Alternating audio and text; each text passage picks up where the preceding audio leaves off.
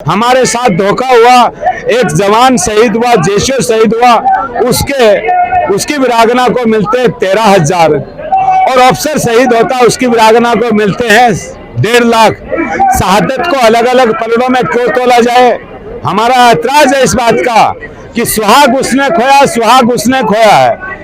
जब तिरंगे में लिपट करके जब शहीद की अर्थी घर आती है तो मेहंदी वाले हाथों से जब मंगलसूत्र उतारती है उस टाइम आंखों से टपकने वाली आंसुओं की 2 बूंद 7 समुद्रों से भी भारी होती हैं। अब वहां धोखा हुआ। जिस हिसाब से आर्मी वालों ने काम किया है उस हिसाब से नहीं मिलता। एक एमएलए जो है एक बार एमएलए बन गया तब जो है उसको अलग पेंशन, दोबारा बन गया दोबारा पेंशन, 3 बार गया 3 बार पेंशन। लेकिन यहाँ जो है 10 साल से कम में, 15 साल से कम में को तो पेंशन नहीं मिल रही। इन ऑफिसर्स के कारगुजारियों से वाकिफ थे क्योंकि ये कलम का दुरुपयोग करके जवानों की आत्मा पे कठोराघात किया, अपने पावर का दुरुपयोग किया, अपने पावर से इन्होंने खून चूस दुकानें खोल ली।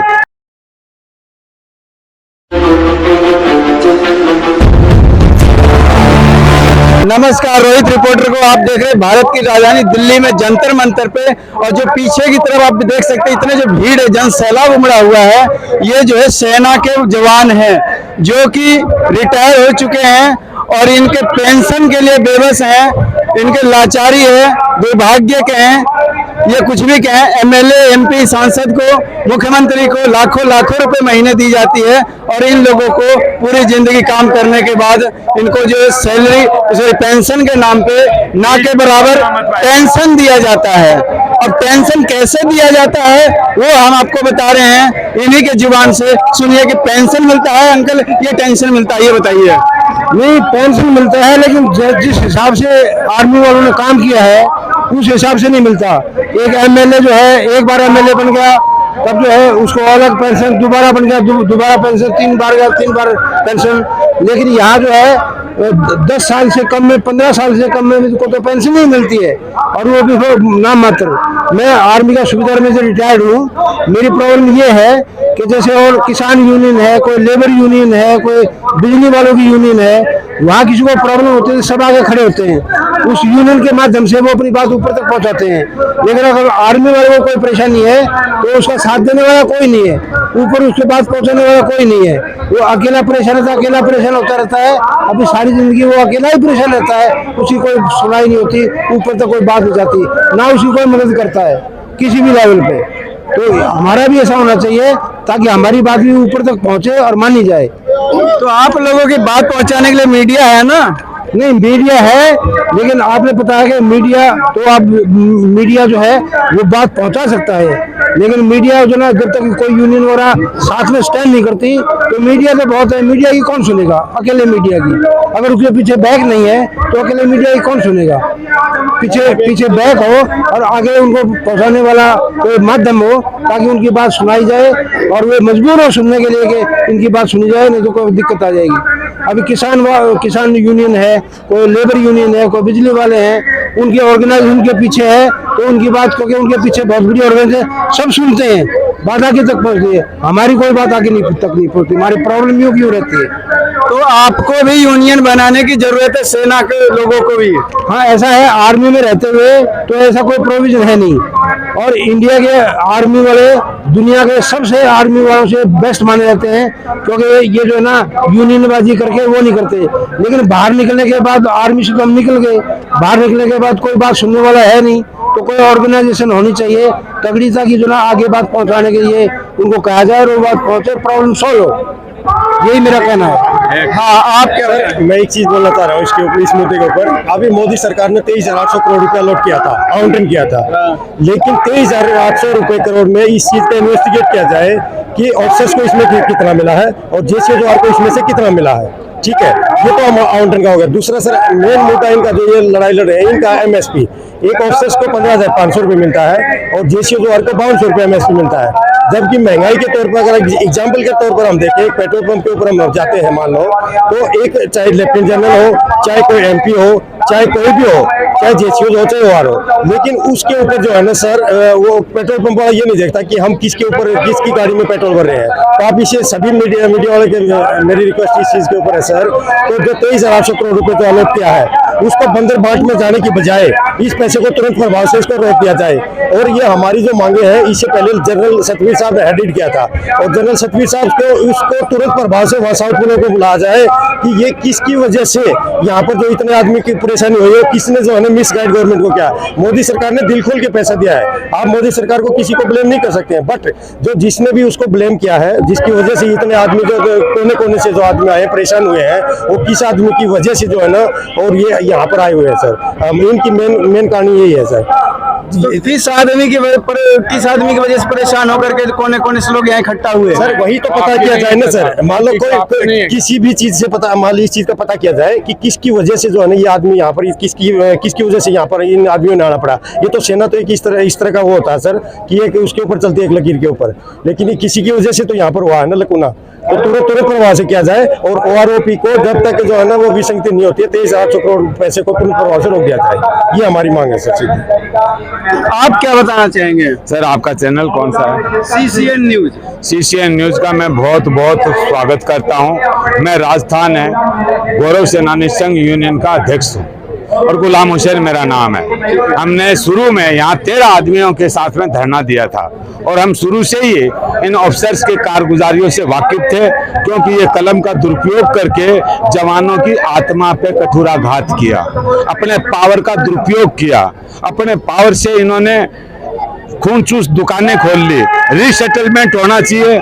सैनिक की 18 से 21 साल का जवान भर्ती होता है और उस सेना को यंग रखने के लिए उसकी सर्विस 15 साल रखी गई, अभी 2 और बढ़ा दी। 80 से पहले 15 साल ही होती थी। अब वो क्राइटेरिया उसमें उसको आउट होना ही होना, अगर प्रमोशन नहीं हुआ। वो 15 साल ऐसे समय में वो आउट हुआ जब उसकी जिम्मेवारियां पांव पसारने लगी। और इससे बेहतर से पहले 70% बेसिक की पेंशन होती थी, हमारी 70% को घटा करके 33 पे कर दिया कि ये फार्मूला लेके आए कि या तो 33 साल सर्विस हो या 60 साल उम्र हो। अब जवान है एनसीओ दोनों ही लाइनों को टच नहीं करता। 24 साल सर्विस करता है एनसीओ, वो भी 33 साल की सर्विस को टच नहीं करता और ना ही वो 60 साल उम्र को टच करता, और 15 साल वाला तो टच करता ही करता। ऐसे के अंदर वो 33% पर चला गया। जैसे मैं 93 में पेंशन आया, मेरी लास्ट पे 1260 रुपए थी, लेकिन मेरी पेंशन बनी 420 रुपया। 33% ही हुआ ना। और अफसर साहिबान के इनके 33% होते थे। उस टाइम के अधिकारियों ने उस बात को मंजूर कर ली, तो वो तो 33 से 60 पे चले गए। लेकिन जवान और एनसीओज जेसीओज वो 33% से और 38% पर आ गए। हमारे साथ उस टाइम धोखा हुआ। हमारे साथ धोखा हुआ, एक जवान शहीद हुआ, जेसीओ शहीद हुआ, उसकी वीरांगना को मिलते 13,000 और अफसर शहीद होता उसकी वीरांगना को मिलते हैं 1.5 लाख। शहादत को अलग अलग पलड़ों में क्यों तोला जाए? हमारा ऐतराज है इस बात का कि सुहाग उसने खोया, सुहाग उसने खोया है। जब तिरंगे में लिपट करके जब शहीद की अर्थी घर आती है, तो मेहंदी वाले हाथों से जब मंगलसूत्र उतारती है, उस टाइम आंखों से टपकने वाली आंसुओं की 2 बूंद 7 समुद्रों से भी भारी होती हैं। अब वहां धोखा हुआ। हम बोले नहीं, हमारी खामोशी को कमजोरी समझा, और देरी से टूटने वाली खामोशी बहुत खतरनाक होती है। आज अफसर साहिबान ने सरकार के साथ मिलकर के ये कठोराघात किया कि खुद का 2.81% बढ़वाया और हमारा 2.57%। आज ये 4 साल के अग्निवीर लिए 5 साल से पहले सेना का सोल्जर नहीं बनता। ये भी सेना के साथ में कठोराघात है, कठोराघात है। ना तो वो घर का रहा ना बाहर का रहा। क्या करेगा? हमारे देश में युवाओं की कमी है क्या? आप 17 साल 19 साल मत कराओ ना, 15 साल बाद में भेज दो, लेकिन उसकी तनख्वाह और पेंशन वही हो। चाहे 4 साल वाला शहीद हो जाएगा, उसको क्या देंगे? ये क्यों इतना बड़ा धोखा? जिनको हर जगह चाहिए, 4 बार एमएलए बने 4 बार पेंशन, 4 बार एमपी बने 5 बार तो 5 बार पेंशन, और इनका तो मोबाइल चार्ज भी 25,000 रुपया महीने का है। 25,000 में तो 10 साल करवा सकता, 5 साल तो कम से कम 5 साल लगातार 5 साल का मोबाइल चार्ज हो जाता, 2 मोबाइल रखे तब भी। आज ये तो देश के खजाने को लूट लूट के खा रहे हैं और हमें वो बना रहे हैं। हम देश की सीमा की सुरक्षा के ही नहीं, हम आजादी के भी रक्षा करना हमारा दायित्व है, क्योंकि स्वतंत्रता सेनानियों के लहू से आजादी मिली है। हम लोकतंत्र का हिस्सा नहीं है। इस लोकतंत्र आजादी के बाद में स्थापित हुआ, तो लोकतंत्र में भी हमारा 5% आरक्षण होना चाहिए, एमपी हो चाहे एमएलए हो। जब हमारा एमपी और एमएलए होगा जवान जयशोज का, तो पार्लियामेंट और विधानसभा में हमारे हक की आवाज उठेगी। इन खूनचूस अफसर साहिबानों ने ठेका प्रथा के माध्यम से दुकानें खोली और ठेका में सर्विस सिक्योरिटी के नाम से सर्विस प्रदान की। पीएफ काटा, पीएफ जमा नहीं करा, अरबों रुपया पीएफ का ये खा गए।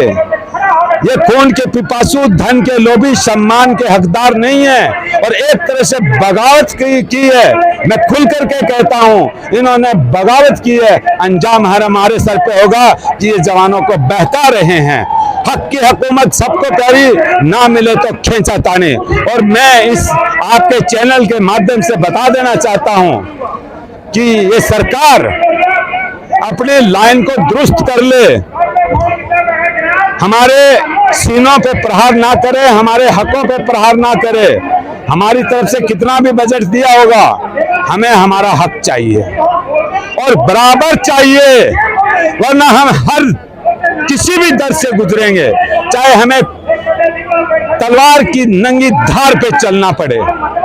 एक सैनिक को जब ललकार होती है तो पैरों में जवानी नाचती है, हाथों में ताकत आ जाती है, सीने सुलगने लगते हैं, आंखें चश उठती हैं और तपते रेगिस्तान पे उछाले मारता है, तब सैनिक कहलाता है। इन चिंच कटता जाता है, लगा के वतन की मिट्टी जख्मों पे आगे बढ़ता जाता है और विजय परचम लहराता है, तब सैनिक कहलाता है।